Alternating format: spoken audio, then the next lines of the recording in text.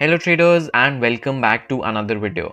सो आज की इस वीडियो में हम बात करने वाले हैं about the important things and the data that you need to be looking at before investing in a company and आप कैसे डिसाइड कर सकते हो वेदर और not you should be investing in a company and आपको कौन कौन से डेटा मेट्रिक्स को देखना होता है और आप ये एनालिसिस खुद के लिए कैसे कर सकते हो। So in this video I will be teaching about all of that and so without wasting any more time let's get right into the video. तो बिफोर स्टार्टिंग दिस वीडियो, जैसा कि मैं अपनी हर वीडियो में डिस्क्लेमर देता हूँ कि the knowledge that I will be sharing in this video and जो ये कंटेंट है this is only for educational purposes and मैं किसी भी तरह से आपको कोई फाइनेंशियल एडवाइस नहीं दे रहा हूँ। प्लस मैं आपको ये किसी तरह से इन्फ्लुएंस नहीं करना चाह रहा हूँ कि जो मैं कंपनीज़ का आज नाम लूँगा उसको आपको बाय या सेल करना चाहिए। तो ये प्योरली एजुकेशनल पर्पस के लिए वीडियो एंड मैं इसलिए बना रहा हूँ ताकि और लोग इन्वेस्टिंग के बारे में जानें। एंड जैसे कुछ लोग सिर्फ कंपनीज़ के नाम सुन के इन्वेस्ट कर देते हैं, I think that is not the correct way at all. And before investing in any company आपको खुद से अपनी प्रॉपर रिसर्च करनी चाहिए and that is where I come in. मैं आपको वो रिसर्च कैसे करते हैं वो सिखाना चाहता हूँ। सो या let's get right into the video. So I'll take you to the Google sheet that I have here and हम कुछ data metrics की बात करते हैं that I look at before investing in a company. So firstly of course सबसे पहले अगर मेरे को किसी भी कंपनी में या किसी सेक्टर में इन्वेस्ट करना है तो what I look at is सबसे पहले I look at the government budget and मैं देखता हूँ कि जो गवर्नमेंट है वो किस सेक्टर में ज़्यादा पैसा खर्च कर रही है, because government spending is very important for the growth of different sectors. सबसे पहले मैं एक सेक्टर डिसाइड करता हूँ, देन उस सेक्टर में से मैं PSU कंपनीज़ को देखता हूँ। ये PSU companies basically public sector companies होती हैं, यानी ये गवर्नमेंट ओन्ड होती हैं। तो मैं ऐसी कंपनीज़ को पहले देखने का ट्राई करता हूँ जो गवर्नमेंट ओन्ड होती हैं, बिकॉज उनके पास ऑफकोर्स गवर्नमेंट की बैकिंग होती है एंड वो गवर्नमेंट कॉन्ट्रैक्ट्स के लिए बिड करती हैं, तो वो एक एक्स्ट्रा सपोर्ट मिलता है फ्रॉम द गवर्नमेंट। तो मैं पहले PSU कंपनीज़ देखता हूँ। अगर मेरे को PSU कंपनीज़ उस सेक्टर में अच्छी नहीं लगती हैं तो मैं प्राइवेट कंपनीज़ की तरफ जाता हूँ and that is what I normally do.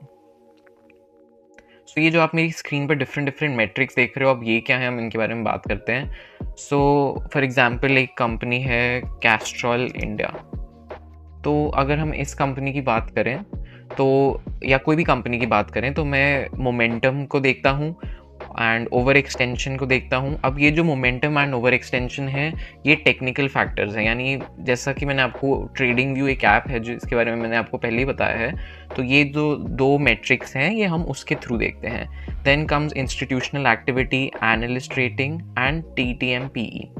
सो हम इसके बारे में थोड़ी सी और डिटेल में बात करेंगे, बट इंस्टीट्यूशनल एक्टिविटी बेसिकली क्या होती है इज़ कि जो डोमेस्टिक इंस्टीट्यूशंस हैं जैसे कि बैंक्स हो गए, म्यूचुअल फंड्स हो गए, वो उस स्टॉक में खरीद रहे हैं या बेच रहे हैं एंड उनकी कैसी पोजीशन है उस स्टॉक में। So that is institutional activity. Then analyst rating is कि जो मार्केट एक्सपर्ट्स हैं वो स्टॉक के बारे में क्या कह रहे हैं, whether they are recommending you to buy that stock और होल्ड और सेल। सो वो भी एक चीज़ आपको अकाउंट में लेनी होती है when you are analysing. And उसके बाद हम जाते हैं PE रेशियो पे। Now TTM/PE means trailing 12 months PE ratio. तो and PE stands for price to earnings. So इसका बेसिकली ये मतलब है कि अगर कोई कंपनी ₹1 का बिजनेस कर रही है तो उसके लिए इन्वेस्टर्स कितना पे करना चाह रहे हैं, मतलब एक्चुअल में अगर उसकी वैल्यू ₹1 है उस कंपनी की तो इन्वेस्टर्स उस सेम बिजनेस के लिए कितना पे करना चाह रहे हैं। For example I will give the name of a company here and I will give you an example. जैसे कि भेल का PE रेशियो 180 है। नाउ भेल is a company, it's a company in the defence sector and उसका PE ratio is around 180। Now this is a very high PE ratio. I'll tell you why. कभी भी PE ratio 20 से ज़्यादा नहीं होना चाहिए। दैट मीन्स कि अगर कंपनी एक्चुअल में जो बिज़नेस है वो ₹1 है उसकी वर्थ, तो आपको ₹20 से ज़्यादा उसके लिए नहीं देने हैं, because then that company is overvalued. अब ये जो 20 वाला एक नंबर है ये मैं कहीं से भी नहीं उठा रहा हूँ। ये जो नंबर है that is I read this in The Intelligent Investor written by Benjamin Graham. So वहाँ से मैंने ये नंबर लिया है, बट आई वुड रिकमेंड अगर मेरे से पूछो तो, बिकॉज जो बहुत सारे ग्रोथ स्टॉक्स होते हैं they do trade at higher PEs, तो आई वुड सजेस्ट कि आप 25 से लेके 30 PE रेशियो तक भी कंपनीज कंसिडर कर सकते हो अगर आप थोड़ा सा अग्रेसिव अप्रोच के साथ जा रहे हो। Then this is forward PE। तो फॉरवर्ड पी क्या मतलब है कि आगे आने वाले टाइम में इन्वेस्टर्स इस कंपनी को कैसे वैल्यू करेंगे. P ratio is basically that, right, कि इन्वेस्टर्स किसी कंपनी को कैसे वैल्यू कर रहे हैं. अब ऑफ कोर्स अगर 20 पीई रेशियो है और इन्वेस्टर्स ₹1 के बिजनेस के लिए ₹20 दे रहे हैं, तो उनकी बहुत ज़्यादा मतलब उनकी एक्सपेक्टेशंस रहेंगी ना उस कंपनी से, तभी तो वो उसको जितना वो है उससे ज़्यादा की वैल्यू पे ले रहे हैं. So this is what PE ratio is. And forward PE ratio is कि आगे आने वाले टाइम में ये पीई रेशियो क्या हो सकता है. So that is what this is. Then price to sales is कि कंपनी का प्राइस क्या है एंड वो कंपैरेटिवली कितनी सेल्स करी है, तो ये एक रेशियो निकल के आता है. Then we have revenue growth कि कंपनी का टोटल रेवेन्यू कितना था एंड उस पर क्या ग्रोथ हुई है. उसके बाद वी हैव अर्निंग्स ग्रोथ जो अर्निंग्स पर शेयर होता है. So we'll also talk about that in more detail in the video. And then we have return on equity. Return on equity I will explain here. तो उसका क्या मतलब होता है basically कि जैसे इन्वेस्टर्स अपने पैसे कंपनी में इन्वेस्ट कर रहे हैं या उसके शेयर्स ले रहे हैं, तो वो जो पैसे इन्वेस्ट कर रहे हैं उस पर कंपनी कैसे रिटर्न्स बना रही है. सो this is something that is very important. Usually ये नंबर 15% से ऊपर होना चाहिए, but for different sectors and for different companies this can very. But अगर आपको मैं एक नंबर दूं तो आई वुड सजेस्ट कि 15% इज़ अ गुड ROE वो. तो you should look at that वैसे. And then we have free cash flow. Free cash flow इसकी कंपनी के पास कितना एक्स्ट्रा कैश है इन केस अगर कोई इमरजेंसी हो जाए या ऐसा कुछ हो जाए. तो वी वांट अ बिजनेस जिसके पास अच्छा खासा फ्री कैश फ्लो हो, so that in case there is something that happens, तो हमारी कंपनी स्टिल एक थोड़ी स्ट्रॉन्ग पोजिशन में हो. एंड ये ऑफकोर्स जो कैश फ्लो है या जो फ्री कैश रहता है कंपनी के पास, ये और चीज़ों में भी यूज़ होता है, but this is just an example that I am giving. And then dividend yield. अब अगर आपको डिविडेंड यील्ड नहीं पता है तो दिस इज़ समथिंग कि जैसे आपने किसी कंपनी में इन्वेस्ट किया हुआ है तो वो आपको एक साल में कितना वो देती है. मतलब dividend yield is, for example I invest in Castrol India and I invest around 1 lakh rupees for example, and the dividend yield of that is 1%. So that would mean that I would get 1,000 rupees per year on that investment. Now of course this seems a bit less because मैंने 1% की dividend yield ली है, but dividend yield is something जो company अपने shareholders को reward करती है because वो उस कंपनी में इन्वेस्ट करके रखे होते हैं या फिर उनकी शेयर होल्डिंग रहती है उस कंपनी में. सो this is what dividend yield is. I hope आपको ये समझ आया. एंड उसके बेसिस पे तो हम ये सारे फैक्टर्स कंसिडर करेंगे फॉर एनी कंपनी एंड हम एक टोटल नंबर जनरेट करेंगे. I will show you how कि हम ये कैसे करेंगे इस वीडियो में. And then we'll develop a bias. For the sake of this video हम 2 कंपनीज एनालाइज करेंगे. एंड हो सकता है ये वीडियो अगर ज़्यादा लंबी हो जाए तो मैं इसको 2 पार्ट्स में या 3 पार्ट्स में डिवाइड कर दूँ, but we'll cover 2 companies. And hopefully मतलब उसमें से एक मैं ऐसा केस लूँगा जो बुलिश कंपनी का होगा, मतलब जो हमारी ओवरऑल बायस रहेगी वो अच्छी रहेगी उसमें. एंड मैं एक ऐसी कंपनी कवर करूँगा जो जिसके वो जो फैक्टर्स होंगे वो थोड़े बेरिश लीन कर रहे होंगे. So let's start with Castrol India limited. And तो हम सबसे पहले अपने एक्सेल शीट पे जाते हैं एंड वी कैन सी कि सबसे पहली चीज़ जो है वो हमें मोमेंटम देखनी है. सो टू सी मोमेंटम हम ट्रेडिंग व्यू में जाएंगे. नाउ मैंने इस पे पहले वीडियो बनाई थी. You can go and download this app from the play store. And let me just quickly get Castrol India on my chart. So अब हम कैस्ट्रॉल इंडिया लिमिटेड पे आ चुके हैं. And what we can see is कि जो हम time frame consider करेंगे that will be the weekly chart. And ये जो हम 3 लाइंस देख पा रहे हैं दैट इज़ ये जो ग्रीन लाइन है, ये वाइट लाइन है एंड ये ब्लू लाइन है. तो ये क्या है आई विल शो यू हियर. ये बेसिकली एक इंडिकेटर है सिंपल मूविंग एवरेज का. एंड वी कैन सी कि ये सिंपल मूविंग एवरेज 50 डे है एंड ये 100 डे है, ये 200 डे है. सो ये बेसिकली एक मोमेंटम का इंडिकेटर है कि मतलब कौन कंट्रोल में है, ज़्यादा बुल्स हैं कि बेयर्स हैं, यानी बायर्स ज़्यादा कंट्रोल में है कि सेलर्स कंट्रोल में है. What we want to essentially see is कि हम चाहते हैं कि प्राइस इन तीनों लाइंस के ऊपर रहे. अगर बायर मतलब जब बायर्स कंट्रोल में होंगे तो इन तीनों उनके ऊपर रहेगा प्राइस, एंड अगर बेयर्स में कंट्रोल में होंगे तो हम नीचे देखेंगे प्राइस को इन तीनों लाइन मूविंग एवरेजेस से. So for Castrol India what we can see here is कि ये जो हमारी दो मूविंग एवरेजेस हैं जो कि है हमारे 50 day and 100 day. 50 day is this white moving average that you see here on my screen, and 100 day is this green moving average, and फिर ये blue वाली is 200 day. So what we can see here is कि जो price है that is below the 50 day and the 100 day moving average, and it's still above the 200 day moving average. So हमारी जो सबसे important moving day simple moving average रहती है that is the 200 day moving average, and we can see कि price अभी भी इससे ऊपर है, बट हम इन दो मूविंग एवरेजेस के नीचे हैं, that is the 50 day and the 100 day. So इससे हमें पता चल रहा है कि थोड़ा सा प्राइस स्ट्रगल कर रहा है एंड कहीं ना कहीं सेलर्स ही कंट्रोल में है, because out of 3 moving averages हम 2 के नीचे हैं.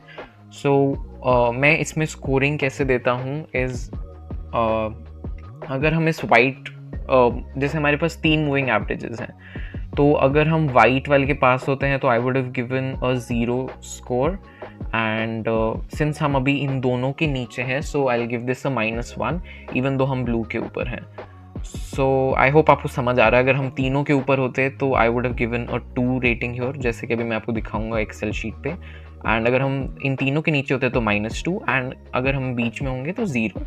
एंड अगर हम बीच वाली वाइट मूविंग एवरेज के पास that is the 100 day moving average उसके पास होते तो I would have given a 0, but since हम 2 के नीचे हैं तो I will give a -1 rating here. So let me just, अगर आपको थोड़ा सा कंफ्यूजिंग लग रहा है तो it can seem a bit confusing in the beginning, but धीरे धीरे आपको आई एम श्योर समझ आएगा how this works.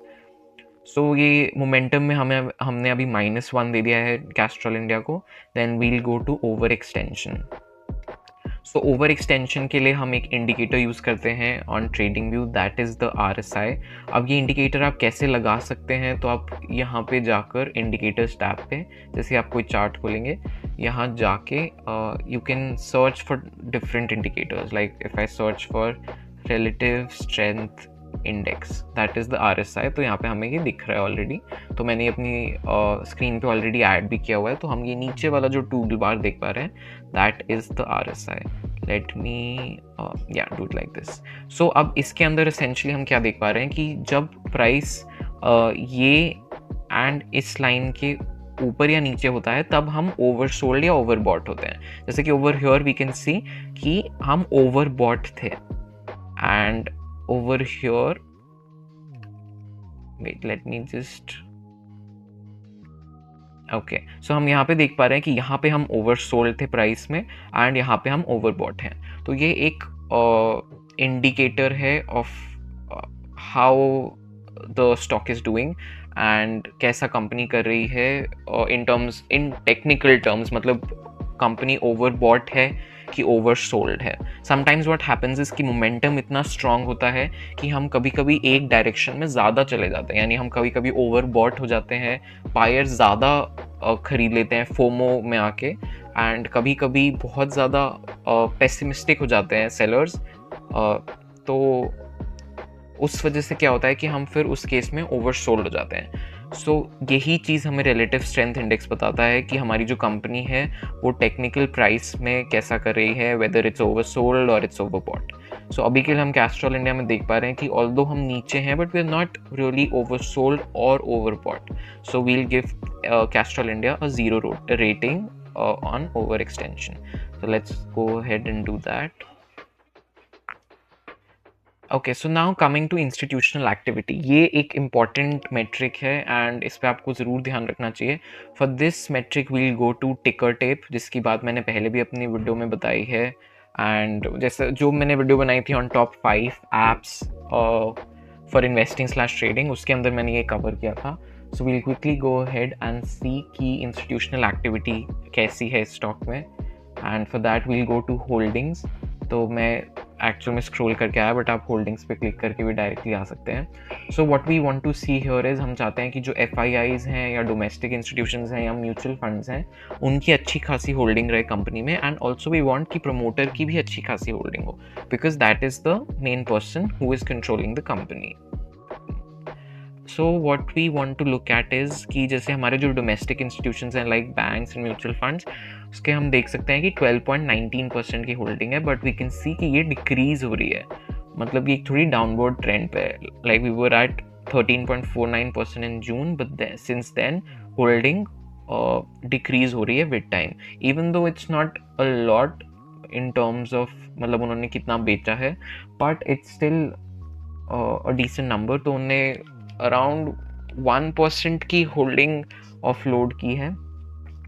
So we'll keep this in mind. Then we'll go to foreign institutions. Foreign institutions ने somewhat increase की है over the period of a couple of months. But what we can see here is हम क्या देखना चाहते हैं is that अच्छी खासी होल्डिंग होनी चाहिए इंस्टीट्यूशंस की. So what we can see here is they have a combined holding of 22%. So that is good. Plus we have 2.76% from mutual funds as well.